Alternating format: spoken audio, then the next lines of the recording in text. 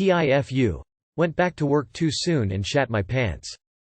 Okay, so technically this happened in January, but it's been burning a hole in my brain, so I had to share.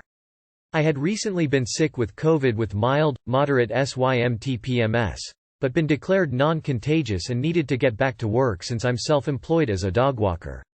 Not the fancy, walking 20 dogs at once kind. I live in the suburbs of the Midwest and primarily walk 1 or 2 dogs at a time.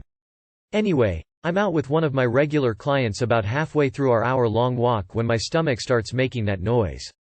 Now this particular walk is essentially walking a mile straight down a trail and a mile back along the same path we just walked, the turnaround point being a moderately wooded area. As soon as I realized my digestive system was about to betray me, I turned around and started walking back as fast as I could. I knew within the first few steps I wasn't going to make it and I started to panic, sweating and clenching my butt cheeks as hard as I could. There was a few feet of snow on the ground. I knew my only hope was to run into the woods, which you can definitely see through, but it's better than nothing at this point. My very first step into the deep snow released the clench of my cheeks just enough to let a rancid, COVID liquid poop start leaking out into my underwear. Here I am, trying to get to the nearest large tree, hauling a dog who is confused as hell, with my underwear filling with disgusting liquid. I make it to the tree, hook the leash on a branch and try to strip off my fleece-lined pants far enough to squat and let my bowels loose. Instant relief. But, now I'm faced with another problem. What the fuck am I supposed to do with these underwear? It's too cold and there is too much snow to properly take them off, especially since I'm barely out of easy eyeshot of any passers-by. I reluctantly come to the conclusion that I'll have to rip them off while continuing to squat on the freezing cold. But the only thing I have in my pocket is my keys. So I start sawing away at the seams of my underwear while my fingers are starting to get numb. The keys partially work to rip holes in the fabric, and I finish the job through sheer force of will and the mounting terror that someone will walk by to see me, or the tied-up dog. Squatting half-naked behind this tree. After burying my underwear and puddle of poo in shame, I finish the walk as quickly as possible commando, not having anything to have wiped with. To top off the horror of the day, I was house-sitting for my dad and went back to his house to clean myself up. I start running some warm bathwater, because this mess is all over my lower body. I strip down to my shirt and bra and go to sit down in the few inches of water to warm up and clean off. I shut off the water, but the water won't stop running.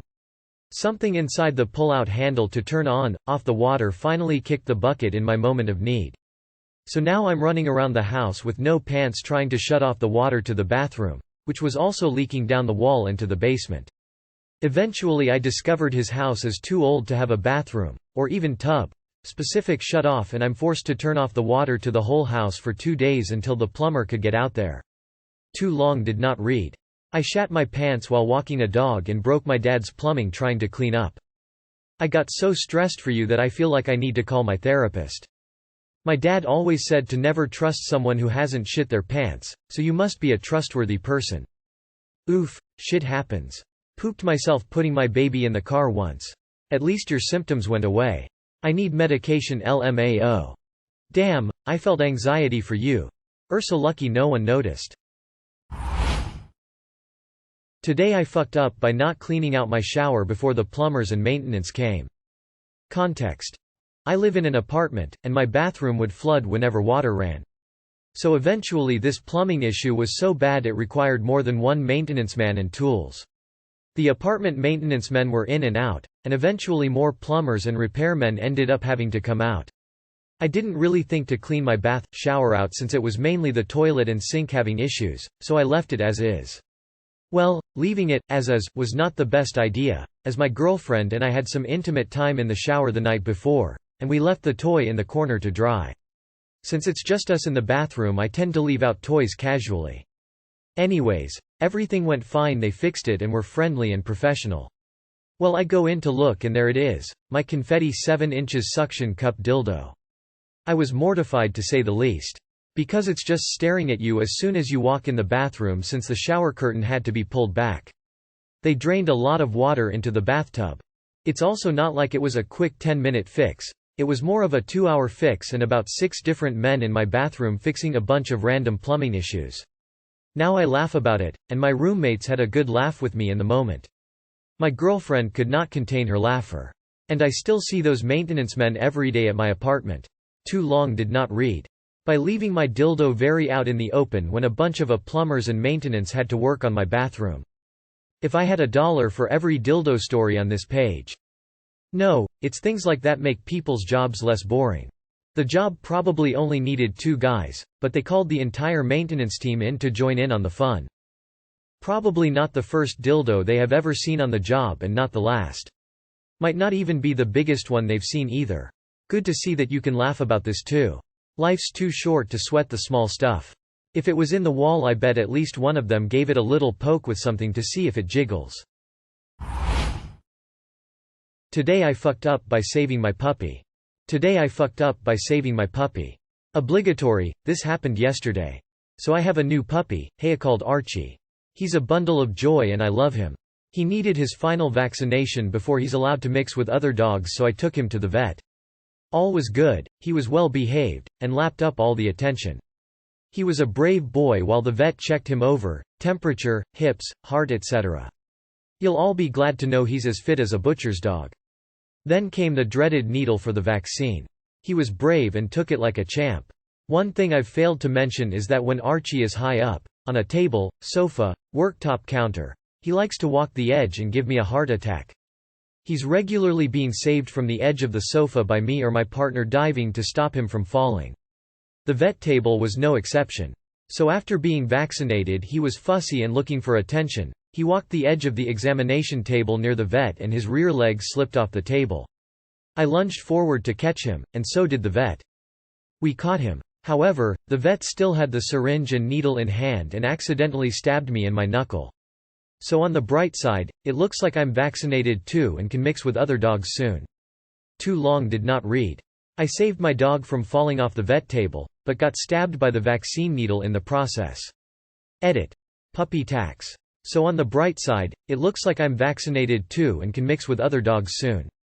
Thanks for the laugh. You made my morning. Sorry, that was just your first booster. You really need the full set of 3 to be fully vaccinated. Until then, please avoid the dog park, sniffing other dogs' butts, or eating their droppings. Just to be safe. So now you can mix with other dogs, but remember, with great power comes great responsibility. Excuse me. You have not paid the dog tax. I'd be careful with it if I were you. I had a friend who was stabbed with a sheep vaccination and they had to go to the hospital cause they can be quite dangerous for humans.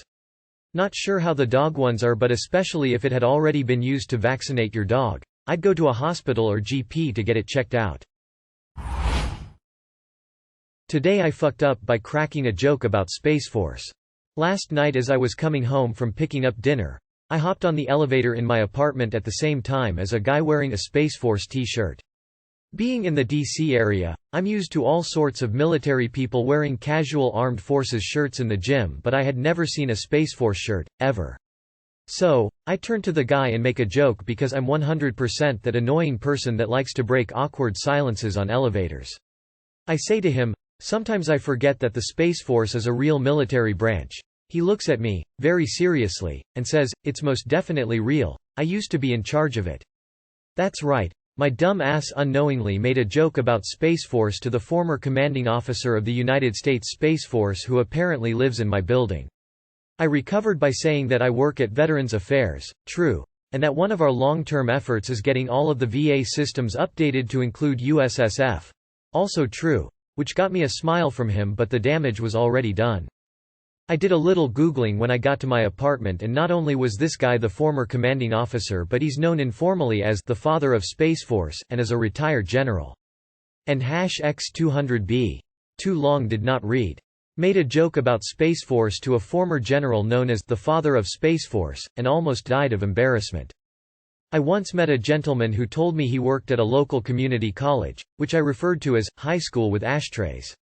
He found it very funny, which was a very generous response coming from the executive director of the school. It's a small comment and he doesn't seem to be offended. Not a big fuck up, just embarrassing. I think if you go ahead and refer to the father of the Space Force as Space Daddy, you'll get back into his good graces. Invite him over, get him drunk, ask about aliens, report back. TF does the Space Force do? Like NASA but more involved with territories in space?